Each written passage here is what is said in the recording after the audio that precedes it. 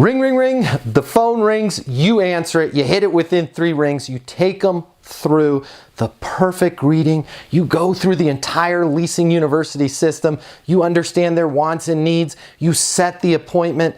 They show up on time and they bring a friend or a family member. And it's the type of friend or family member, you know the one that I'm talking about. The one that doesn't say anything and then silently kills your lease later on. Hey everybody, I'm Matt Easton, the founder of Leasing University, and today I want to talk about just that exact scenario. So I was doing a live training event in Virginia yesterday. This came up. I want to review with you a really great way to handle that friend or family member. This is that person, they're not going to be financially involved in the lease. They're not putting their name on the lease. They're not even helping with the rent.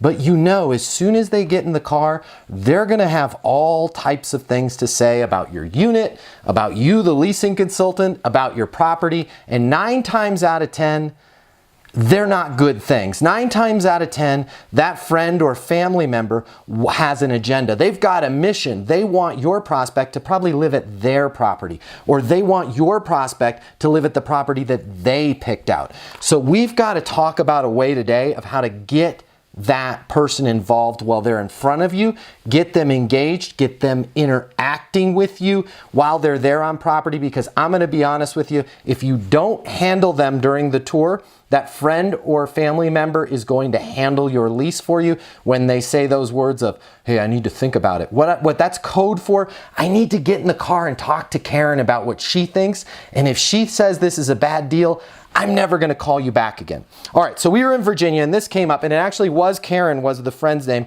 Leasing consultant says to me, Matt, we're going through our handling objections point. She says, man, weird one yesterday, lost a lease.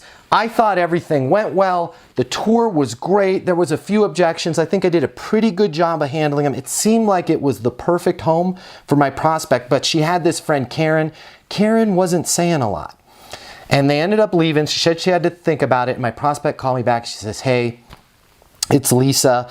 You know, I talked about it with Karen, and I'm going to go ahead and keep looking. Karen's got some ideas that she wants to show me, and I'll get back to you if I can't find anything else that's that fits.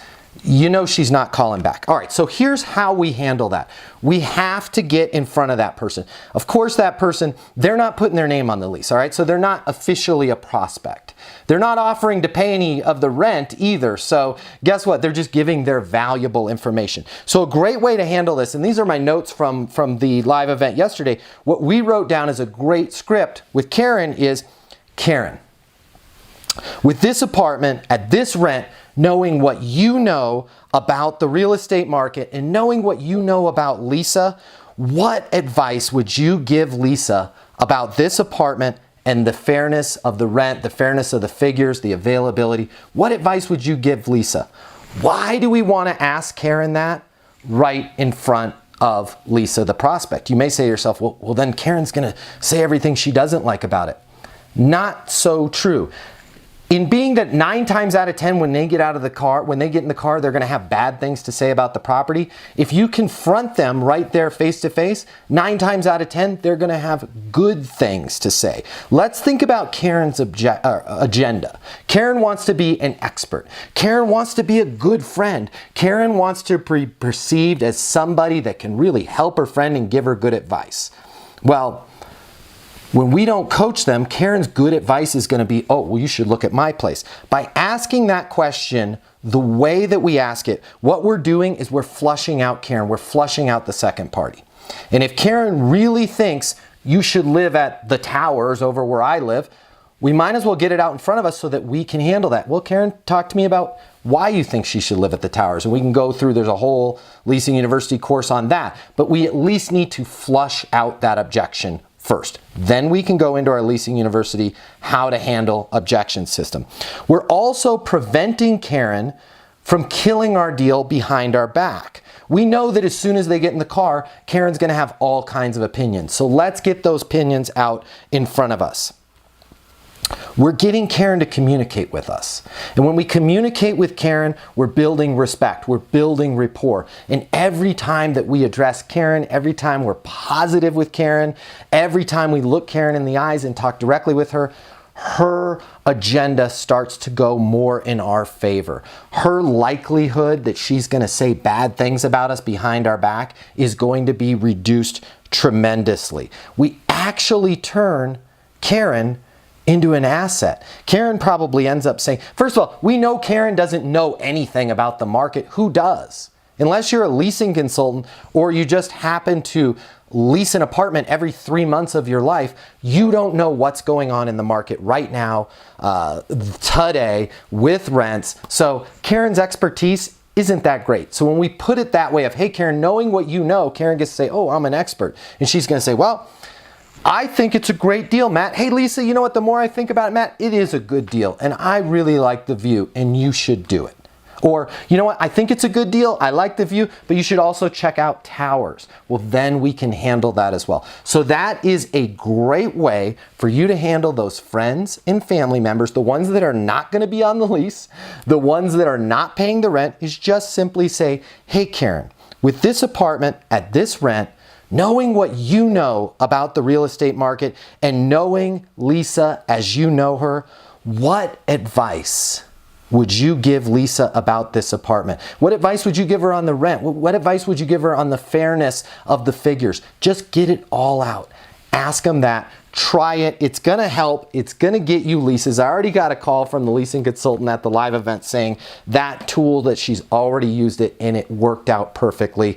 Hey, I encourage you to subscribe to the channel if you haven't already. It's loaded with tips that are going to help anyone out there in property management close more leases and get more done in less time with less effort. And until the next video, I'm Matt Easton, your friend in leasing and life. Be great and get those leases. The way people rent apartments has changed. Today's renter has access to more information. Today's renter has more choices. The apartment industry needs you. Studies have shown that moving is the most stressful life event. The old sales training, well, it just doesn't work today. I'd like to teach you how to take the stress out of leasing apartments in a way that's meaningful to you and your renters and get you 7 times more leases. I'll show you how the perfect leasing process works. I'm gonna walk you through everything from answering the phone to closing the lease. I'm gonna show you how to determine your prospects' wants and their needs so that you can build value in your apartments. You will learn how to handle any objection or complaint. I'm gonna show you how to connect with your renter so it's easy for them to rent with you. I've taught the best property management companies and thousands of people just like you how to lease apartments. Property management is complicated. I'll simplify it for you. There's more competition than ever before. I'm gonna show you how to be number one. All of a sudden, your career, it's gonna make perfect sense. Even if you've never worked in sales or property management before. And for the advanced property manager, I'm gonna show you how to take things to the next level. Leasing University is a new, simple, step-by-step process that's effective. We're gonna help you become a rock star in property management. I'm Matt Easton, and this is Leasing University.